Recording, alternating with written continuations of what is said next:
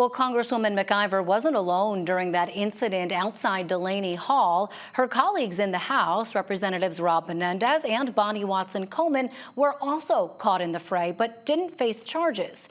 They've been outspoken in their defense of McIver and exactly what transpired that day. Bonnie Watson Coleman joins us for more on the arraignment, the escalating situation in the Middle East, and where things stand in the House with the president's so-called Big Beautiful Bill.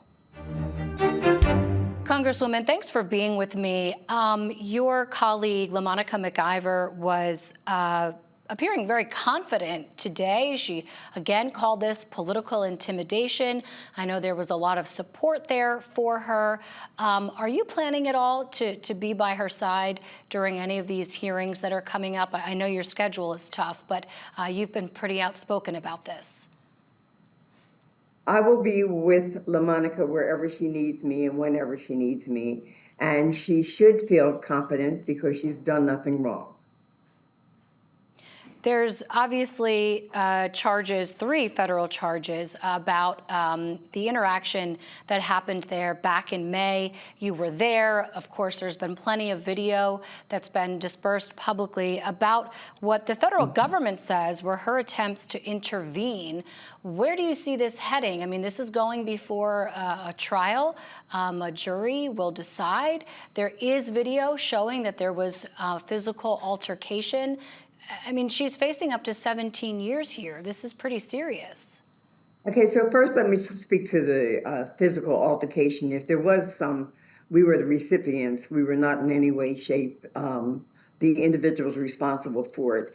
Number 2 is if you look at what's happening across this country in Los Angeles and other places with the masks and the weaponization and the intimidating people who have been just out of control with enforcing laws, which are not really enforcing laws, and locking up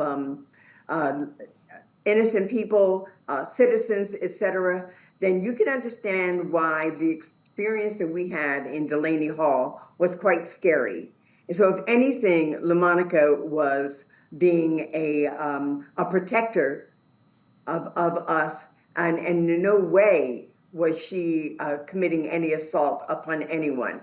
She's bright, she's strong, she's brilliant. It would take a fool to think that a woman her size would render an assault against one of those gigunzas while they were all masked up.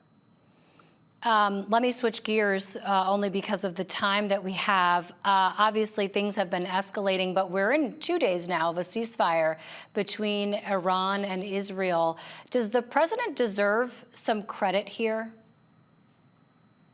The president wasted our money by sending bombers over to Iran to do something that was unnecessary.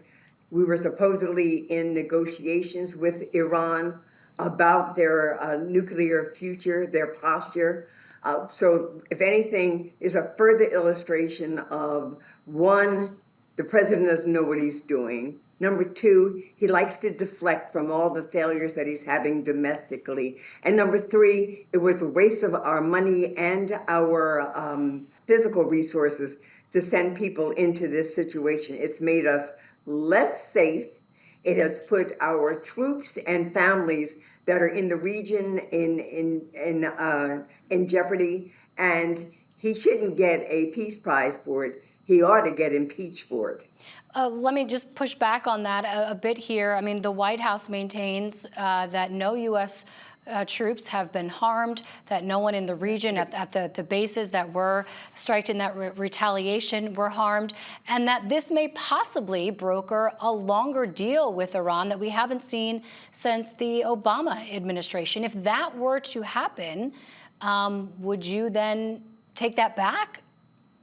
I'm not taking anything back. First of all, you're not going to intimidate a very a community or a nation of people who feel very strongly about their sovereignty. You need to be approaching this diplomatically. It needs to be both Israel, the United States, and Iran.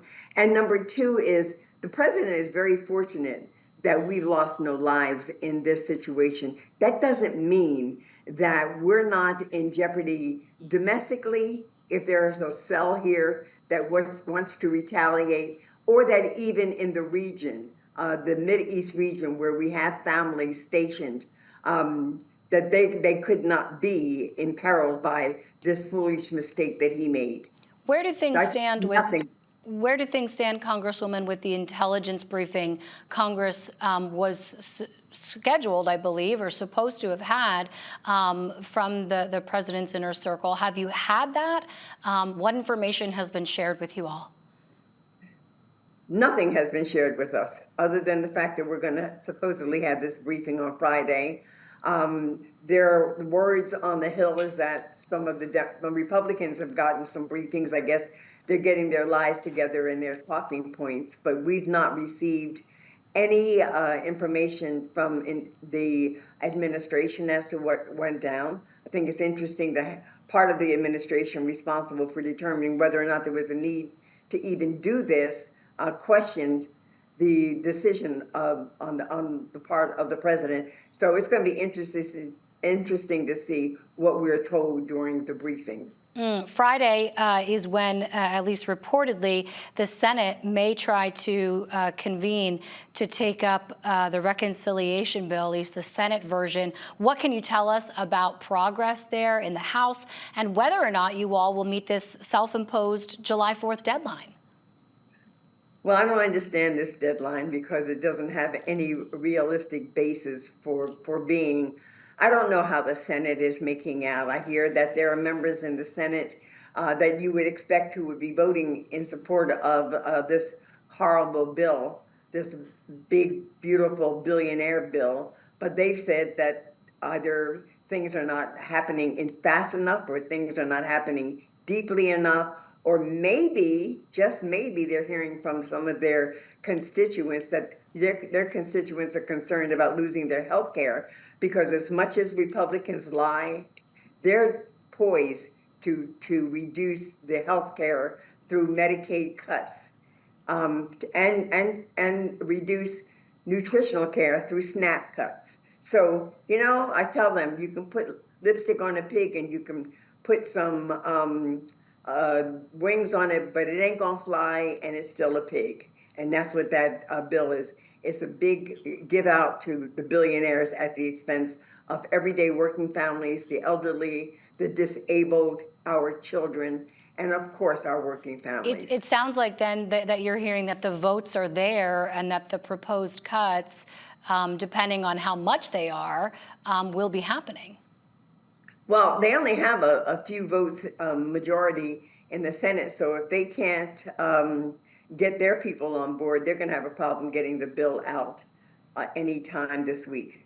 So we don't know. We just have to wait and see. And then we don't know what the Speaker's marching orders are going to be, whether or not we have to take up the bill if it does come here.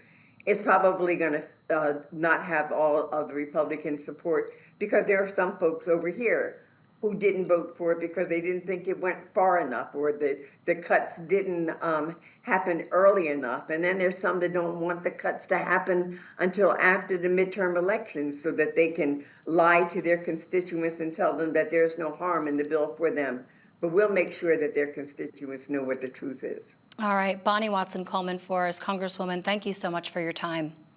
Thanks for having me.